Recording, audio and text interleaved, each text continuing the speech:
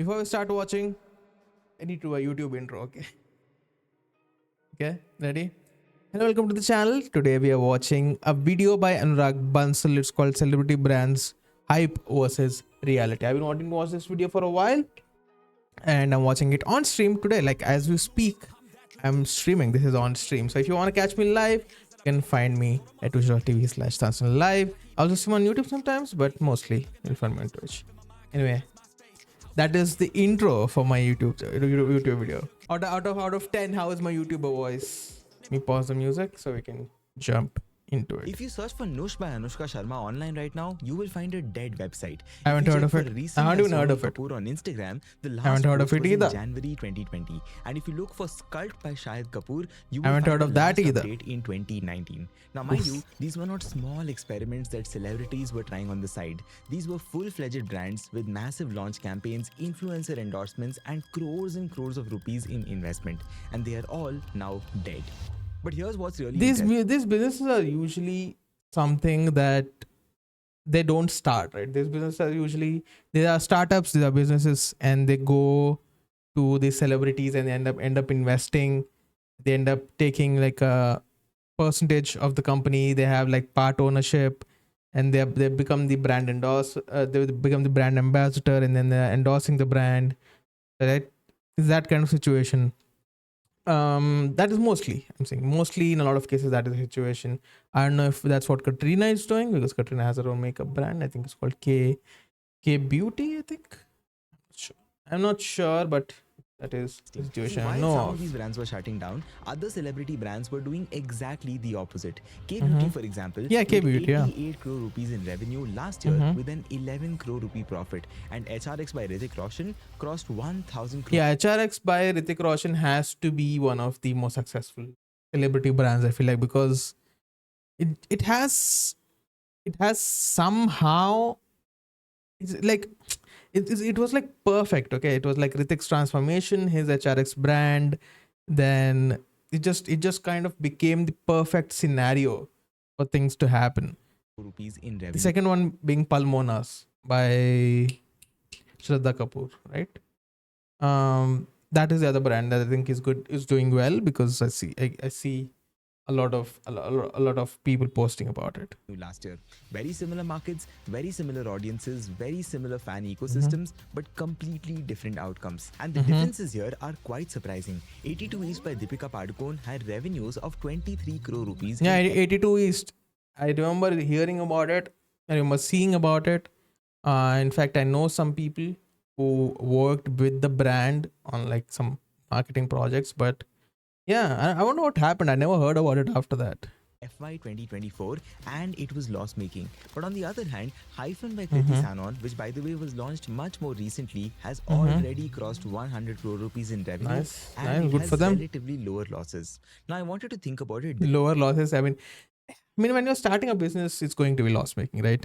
That is obvious, because you're investing a lot in customer acquisition. Your customer acquisition costs are through the roof, because you're acquiring new customers. There's a social proof element to it. For example, there's a social proof element to streams and YouTube videos, right?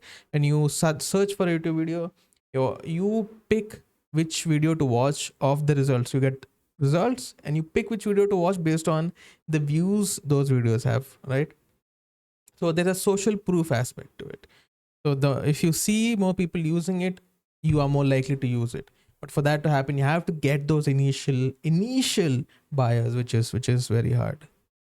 This way, see, Deepika Padukone has been a popular superstar for more True. than... And here's the thing, right?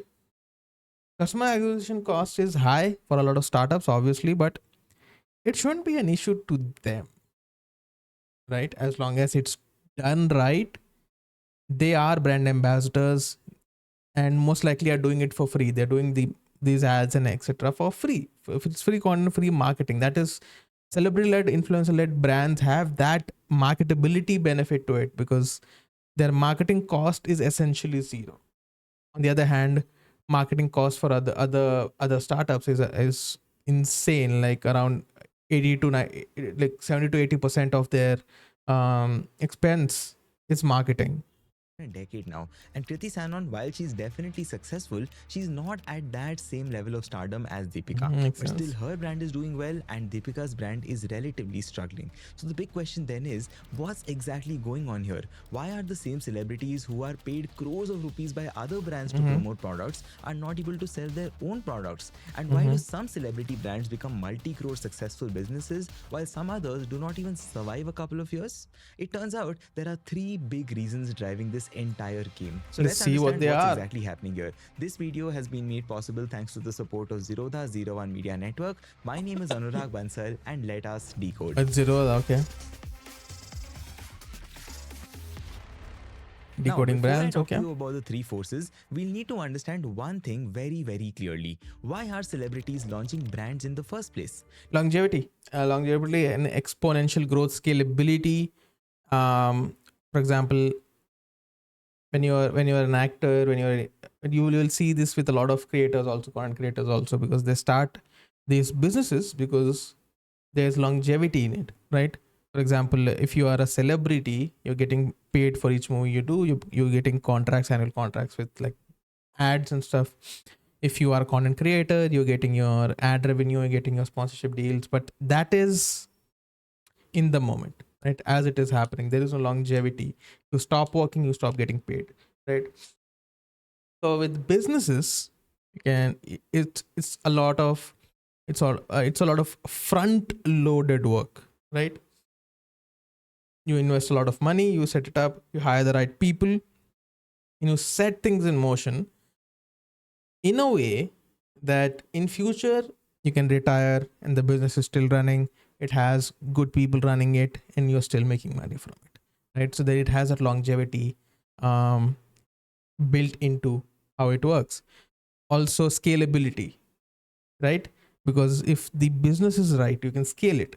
If you are an actor, the hike in your remuneration that you can ask for could be 10%, 20%, 30%, 50%, maybe 60%, 70%. But a business can grow exponentially based on market situations, based on customer feedback, based on word of mouth, based on the product, right? So you will see these people a lot of the times enter markets that have a really high TAM, that is total addressable market, right?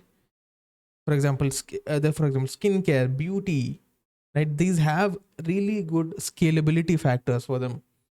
So scalability, pre-marketing, it should be perfect, it should work out, but it doesn't. What I don't understand is celebrities who start restaurants, right? Experienced restaurateurs go bankrupt running restaurants. Why are you starting a restaurant? Now, some of you obviously might already know this, so I'll keep it super short because this is important for the rest of the video. The reason is quite simple. Fame is temporary. Let me put some numbers to it to explain this to you. See, What's up? What's up? Anyway, like, okay. In the spirit of not turning this into a 2-hour video again, let's continue. Bollywood A-listers' earning window might be at the peak for about 10 to 15 years at best. Yeah, true. Now, during this time, if you consider today's numbers, I played RDR 2 like 2023. Would love to see someone's first impressions. You will see it. You will see it in just maybe like 1 or 2 weeks, because I've heard like Hades has like 20-25 hour campaign. It shouldn't be that long. Even if I play both, it's like the same amount of time as playing Expedition. I feel like on the other hand, RDR2 has a long campaign. I feel like. top actor would make anywhere between 5 to 50 crore rupees per movie, which I know sounds like a lot, but here is the breakdown. See, if you're doing about 2 films a year at let's say 20 crore rupees each, that is about 40 crore rupees. Yeah. But after taxes, manager fees, and other expenses, you are left with approximately half of it, which in this case happens to be 10 crore rupees. It's obviously still a huge number, but the challenge is that it does not last forever. If you fast forward 10 years, Like I said, it's about longevity and scalability, right? If you can stop acting and your brand is still working, making you money. And scalability, your brand can grow exponentially. Your share value goes up, the profits you make go up. It's a no brainer. If you're a celebrity, if you're a big influencer, starting your own brand is a no brainer. You just rupee offers drop to a good business, a good business. Don't go start a restaurant. Okay. 2 crore rupees just because you're no longer relevant. And since you're not so relevant anymore, brand endorsements that once used to pay you 5 crore rupees now just pay around 1 crore rupees. True. So all of a sudden, instead of your earnings increasing as your career progresses, your annual income starts declining very quickly. True. Think about it. Imran Khan, Preeti Zinta, Govinda, Bipasha Basu, etc. They were all huge stars at one point in time. But today they have practically vanished from the entire industry. And that is where Okay. brand ownership becomes Why- very, very attractive. Random Because when you are a celebrities brand get ambassador for, catching let's say, a beauty strays. company, you might make 3 to 5 crore rupees from endorsement fees. But when you own the brand and you effectively use your following to promote it, there is basically no ceiling on how much wealth you can create for yourself. And unlike film fees or endorsement fees, the earnings can continue even when your movie career slows down or when you in some sense become irrelevant. That is why everyone from Salman Khan to Saif Ali Khan have launched their own brand now. But as we'll see in this video, fame by itself is not enough. And Like a very wise person once said, consumerism makes the world go round. that is where the three forces that I told you about come into the picture. Let me start by explaining the first force, which is the product market fit. See, back in 2019, if you were an Indian woman looking for makeup, you basically had two options. First was brands like Lakme, Maybelline, etc., which were affordable, but they did not have enough variety in terms of shades. Yeah, it makes sense, right? For example, Hrithik Roshan launched HRX. It makes sense because when HRX was launched, Hrithik Roshan went through this huge transformation. I remember watching this whole documentary I remember his trainer's name. His trainer's name was Chris Gethin. Okay. It was all over the media. And that at the peak of his transformation, he launched HRX, right? So that fitness arc, the transformation, that fitness brand, it just everything worked together. I feel like HRX is an exception, right? It just happened to all the right things happen to happen at the same time. And skin tones. And the second option you had was international premium brands like MAC, Bobbi Brown, etc., which did have a variety of shades, but they were super expensive to afford. True. So then there was a massive middle ground between 800 and 2500 rupees on an average, where absolutely no brand was operating effectively. And that is where K Beauty entered with shades specifically developed for Indian skin tones and quality pretty much comparable to international brands for almost half the price. Now, of course, Katrina Kaif's stardom definitely helped K Beauty get attention, but it was the product market fit that made people stay and buy these products repeatedly. Now let's compare this exact thing to Deepika Padukone's 82 East. Now 82 East, But it is also true that Katrina Kaif being Katrina Kaif is what made the brand successful, right? Even if a good makeup brand, good beauty brand comes up now, without the marketability, without the approach that a celebrity has, it wouldn't survive in the industry, because there are big players already in the industry. Let's say you're a nobody. You start making beauty products, right? You start selling from your house. You start like a small brand, and by the time you even try to get enter the market, right? You try to enter retail stores, etc. Here's what's going to happen. Okay, the moment you try to enter a retail store, the store is going to contact the already established brands and say, okay, so this is the demand. We have a demand for this. They want to be like, okay, we'll just launch a few products in the price range, right? They will literally price you out of the store. You won't get place in the store. Do you have any idea how cutthroat the retail industry is? When you go to a supermarket, you see those, let's say there is Bingo chips, Lay's chips, etc., in the lines. That shelf space, to get that shelf space is insanely hard. Okay, if you start a snack brand right now, then they're not going to let you put your stuff in that shelf. Okay, so yes, K Beauty had a good business model, but the fame of Katrina and her backing is what made it possible, right? Just both go hand in hand. luxury skincare products priced between 1200 and 2900 rupees. But here is what the skincare market already looked like. Forest Essentials at Mm-hmm. 1000 to 3500 rupees, Kama Ayurveda between Mm-hmm. 800 and 3000 rupees, Body Shop between 500 and 2500 rupees, and Biotic at 150 to 800. But man, I can okay. Here's the thing, right? No matter how hard I try, I cannot respect Biotic because no matter where I go, every single hotel has Biotic products. Every time I walk into a washroom in a hotel, there are free Biotic products on in there. I'm like, it's just I don't know what it is. It's just if I see it in a hotel and I see it in a shop, I'm not buying it. I don't know how to explain it.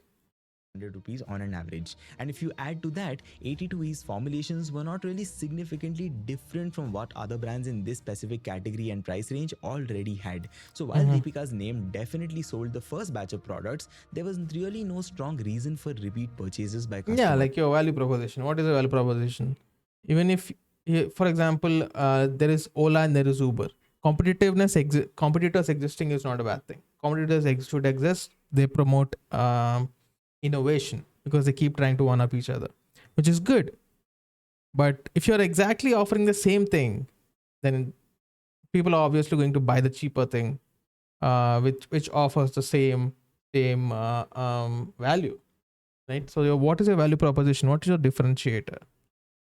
And the thing is, without repeat usage, no celebrity brand, or for that matter, any brand, can really scale meaningfully.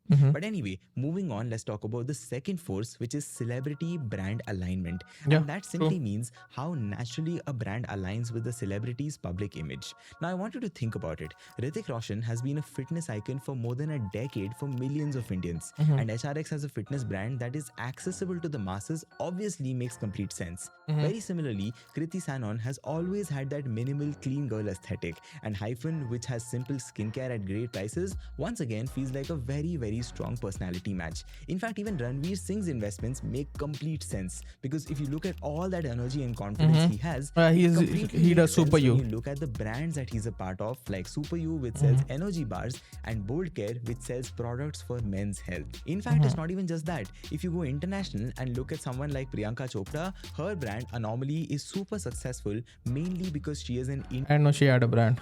I mean, I'm not the buyer, I guess that's fine. known to have good hair, and many people look up to her for that. So if you think about it, in many ways these connections first feel authentic, then it builds trust, and then it derives long-term loyalty. Now if you compare all of these to brands that did not work out, like Skult, Reason and Nush, you will notice that the unsuccessful ones did not really strongly stand for anything specific. They were not exactly luxury, they were not even affordable, and it's not even like they were sustainable. Yeah, they were like identity crisis, right? Those brands felt like they existed for the sake of the aesthetic. They existed for the sake of celebrity, right? It's like you're just buying the stuff you usually buy, but this time it has a celebrity tax on it. Celebrity tax is basically because it's a celebrity's brand. You pay a little extra for it because celebrity. Just somewhat existed somewhere in the middle. So when the link between the celebrity and the product is not sharp enough, the brand struggles to stay relevant. But here's the thing, even if you get the positioning right, there is still another challenge ahead that decides whether a celebrity brand can truly scale or not, and that is the third force. Now, That is whether I like it or not. I'll come to that in a moment, but before that, it's important for us to know that many brands fail at the execution stage itself. A messy website, out of stock products, or a painful checkout process can completely ruin the experience, and customers just do not return because of that. And for celebrity-led brands where the business usually depends on fans trying you once and then coming back for a good reason, that part becomes especially risky. That's where tools like Odoo make life easier. Fun fact, Odoo India is an all-in-one is such a business management huge software cash that on cares delivery. for all your business needs. India is such a Odoo's huge cash on e-commerce builder delivery lets you set up a business clean, professional online store in just a few environment. minutes. The configurator guides you through 4 simple steps, and with your Literally choices, like 80 to API 90% builds of your people e-commerce store order cash structure, on and delivery. you can customize it with a drag and drop editor. You can add animations, background themes, fonts, colors, and a lot more.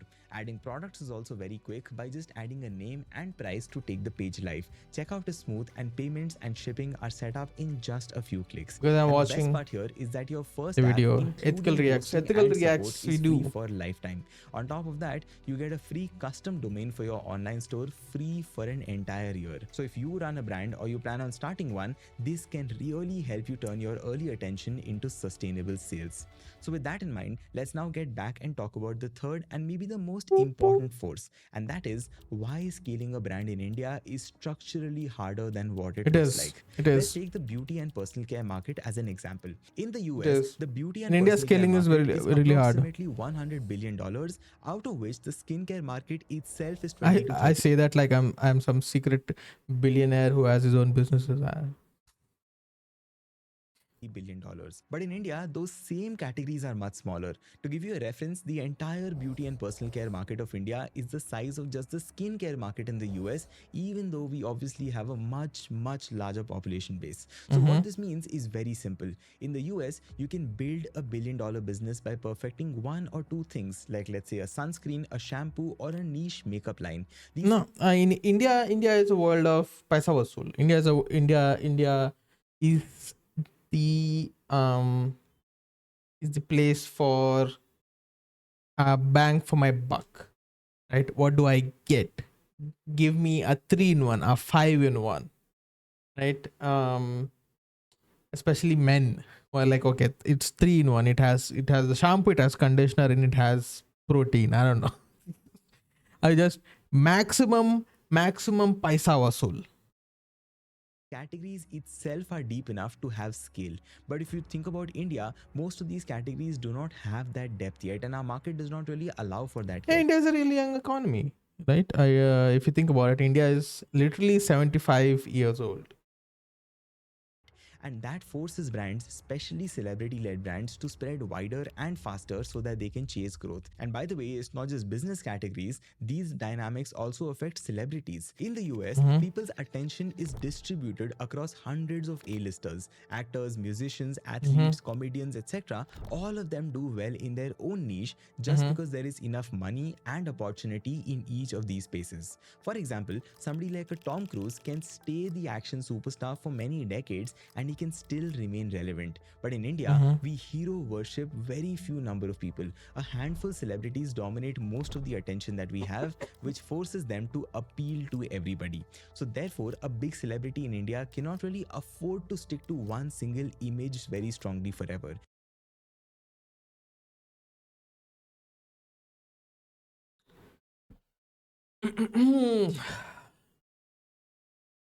It also comes down to how fans behave, in my opinion, right? In a lot of ways, fans end up drawing this box around a celebrity, right? And when that celebrity steps out of that box, everyone goes, no, go back in the box, go back in the box. No. This is who you are. This is the kind of movies you do. This is the kind of activities you do. If you step out of it, you will cancel. Okay? He or she has to diversify across roles, endorsements, and even ventures just so that they stay relevant. And this structural difference, which is smaller categories plus concentrated fame, makes building long-lasting and sharply positioned celebrity brands much harder in India, even if the other factors play out in your favor. But here is where it gets even trickier for celebrity brands. See, a regular D2C brand would spend, let's say, 200 to 300 rupees per customer just so that customer they can get acquisition. noticed. But when somebody like a Katrina Kaif posts about her brand K Beauty, millions of people can see it instantly. Yeah. In some sense, it is free reach and Free. zero CAC or customer acquisition cost marketing. Now, on paper, of course, this looks like an unfair advantage, but this is also a massive risk. See, for most celebrity brands, that initial wave of excitement comes almost entirely from the fan base that a celebrity has. Yeah. Super fans will try the product at least once, usually without thinking too much about the price or the value that the product has. Yeah. But if the product disappoints, disappoints, even slightly for that matter, those same fans obviously will never come back. But the Yeah, because dangerous they part feel here their is trust that has when been a betrayed. super Yeah. fan feels disappointed by their favorite celebrity, that disappointment spreads faster than any ad campaign or marketing campaign ever could. And while regular brands might still get second chances, celebrity brands in almost all cases do not get a second chance. No, no, that's the way it is for every brand. I feel like any brand. I feel like if you go out and you try it and it's bad, especially if it's expensive, you feel cheated. You feel your trust is broken. You feel betrayed. You won't try it again. Obviously, even if you hear other people say, "Oh, it's good. I've tried it again," you won't believe it because it's your trust, right? I don't think it's a celebrity. In fact, if it's celebrity, people will still use it even if it's bad because they're fans. That point I don't agree with. So when you I look don't at agree all with of it. these patterns together, the picture People watch bad movies. People watch bad movies just because their favorite celebrity is in it. Reminds me of the Domino's arc or Domino's arc. becomes very, very clear.